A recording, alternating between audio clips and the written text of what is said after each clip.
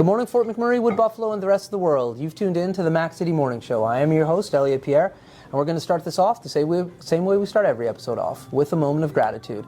I know that you could be doing a million other things with your time, and the fact that you spend it with us truly does mean the world to me. So thank you. On that note, Tanner, hit him with the intro. How's it going, you guys? It's Jake White, JJW, coming at you from Norrell Toyota in Fort McMurray. Just wanted to say hi and come on down, check the place out. Hi, my name's Richard. I'm the service manager here at Norrell Toyota. Hi there, I'm Adam. I'm here at Norrell Toyota. I'm a product advisor. Hi, I'm Cass. I'm the appointment coordinator. Happy to help you. Hey, it's Keith Simpson here. I'm the general manager of Norrell Toyota, soon to be Fort McMurray Toyota. Pretty excited for our new dealership. As you've seen, you met all my staff. These guys are all my family. We're here to take care of you. Come on down and be part of our family. Do you like fun and games? Do you like supporting the stallery? Check the link below. And we are back. Big shout out to Norrell Toyota, our title sponsor for today's episode. Thank you very much for your ongoing support. As you can tell, I'm not on the set of the Mac City Morning Show. I'm on holidays in Tucson. As you also know, I don't introduce my guests because they can do a better job of that than myself. So can you please tell everybody at home who you are and what you're about? Sure. Hi, I'm Chrissy Burgstaler. I own a vintage clothing store in Tucson, Arizona. It's called How Sweet It Was. Nice. Yeah. Now, this is a gem that we stumbled upon yesterday, and it is the coolest spot ever. I bought a bunch of stuff while I was here yesterday. Cool. I'm wearing Thank you. two of the pieces right now. Looks good. Thank you. How long have you had this shop for? So How Sweet It Was has been around since 1974, so Okay. a really long time, older than I am. Okay. But I guess I've worked here for about 20 years, and I've owned it for about 10, and I was like a partner for a while before that. Okay. Yeah. So explain to me and the people at home, like, what is this shop really?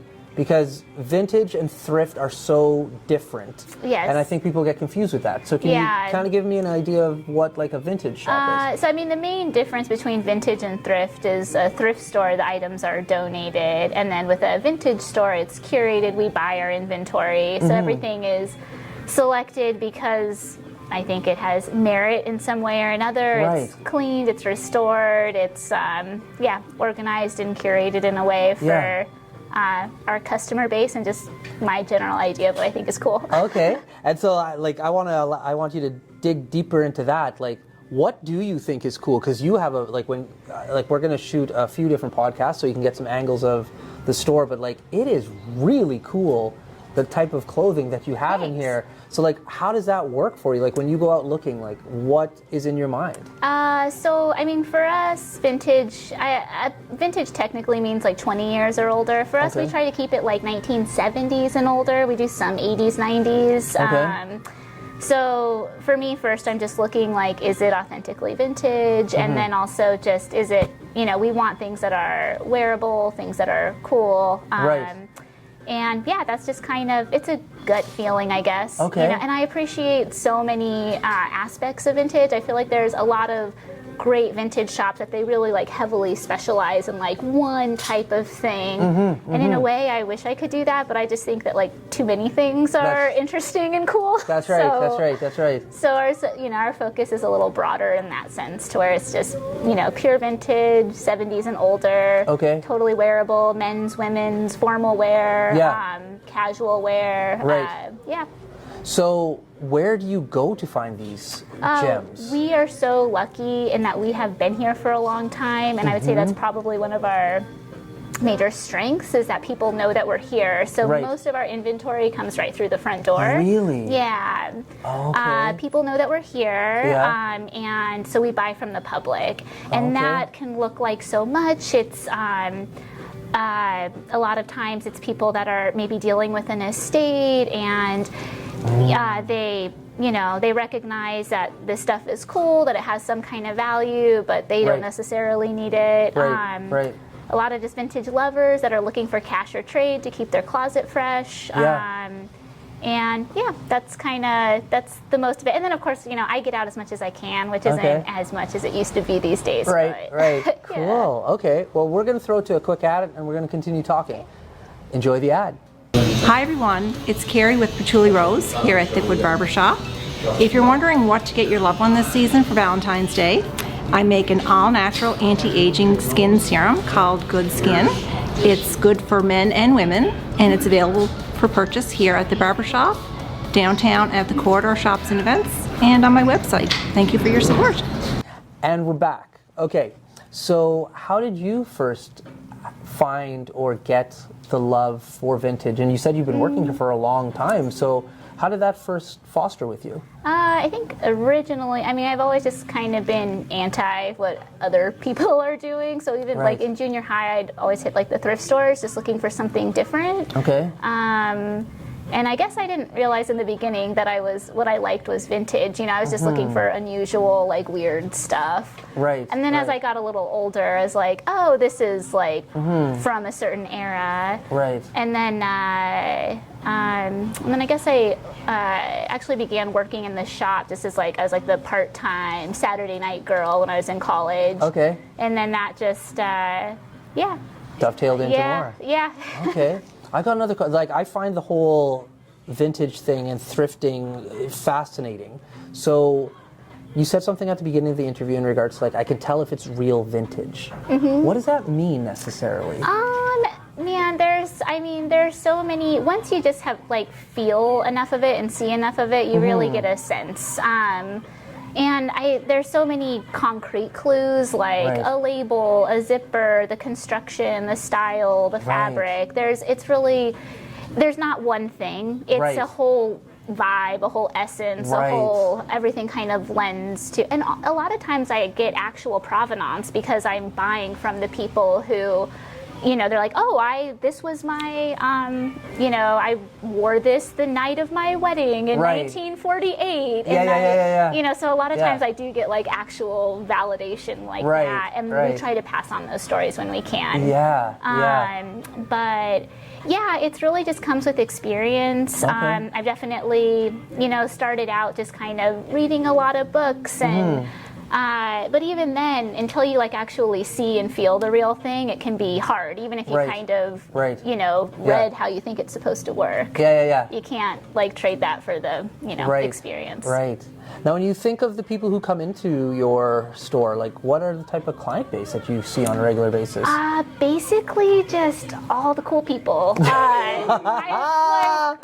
up. Great answer. I mean, anytime a band comes through town, almost guaranteed, they're not almost guaranteed, but like often, touring bands, you guys. Yeah, there we go. Thank you for putting us. Check Wow. out, what's hip, what's going on. It's really across the board, all ages. I mean, we get like, teenagers up to all ages, just people that are looking for something different. An older clientele that's maybe they understand what's good. They're looking for quality, something unusual. They have an appreciation for just like finer fabrics, finer construction. So, yeah. All over the map. Yeah, that it really is so cool. Yeah, it's a spot, and I can understand why.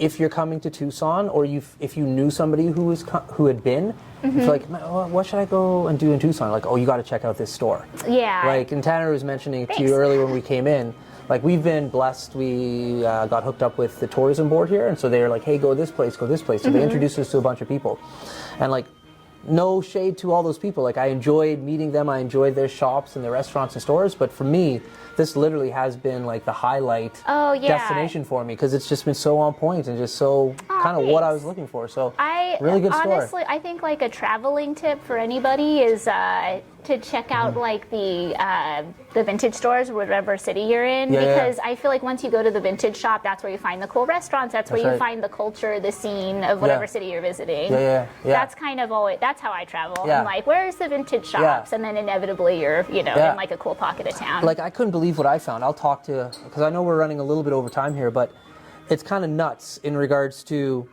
when I came, I found, they called it a Buffalo Bill jacket, which is so Canadian. I wouldn't think like down here I'd be finding this. That lady, the lady Michelle. Yeah. She super knowledgeable. Searched up what that meant for us so she could give us the Yeah. story Oh, on that cool. piece. Yeah, I found like a maple leaf pin, Yeah, which is that's nuts. so suitable. But then like the money clip that I got, which I don't have on me right now, but it said Mac. Yeah. And we're from Fort Mac. This is the Mac City Morning Show. I'm Oh, like, yeah. what is going on Oh no, here? vintage is magical like Yeah. that. We have like vintage miracles all the time. Yeah. Things are just like, this was made for me and it's so unusual. How did this even happen? That's right. Yeah. That's exactly it.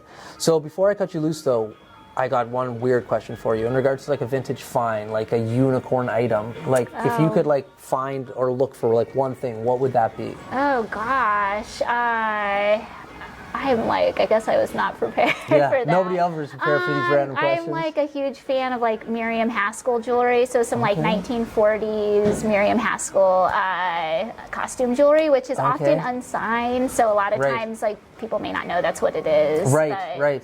Yeah. Okay. I'm gonna throw that one out There you go. I love it. I'm gonna tempt the universe. There Come you on. go.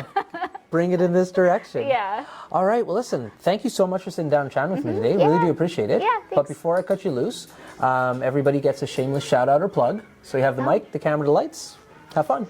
To just shout out who I want. Who, inanimate objects, it doesn't matter. Whatever you want. Oh, okay. Well, I think you should check out Paul Elliott's sculpture at You Don't Want to Go In There, and a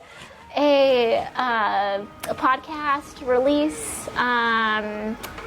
There's so many fantastic local Tucson businesses. I can't even. Okay. Yeah. Yeah. Well, Okay. Paul and he's got a great last name. So hey, I think that was a great shout out. All right, sweet. Well, Fort right, McMurray, cool. Wood Buffalo, the rest of the world. That's been another episode of the Mac City Morning Show. Thank you so much for tuning in. It does mean the world to me. Big shout out to all our sponsors. We appreciate your ongoing support. And for everybody else, I hope you're having a great day. And we'll see you tomorrow. Peace. What a deadly old way to end another morning show. Later, boys.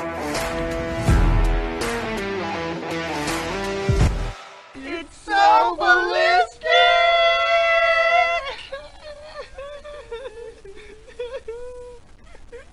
Talk about quenching your ugly thirst.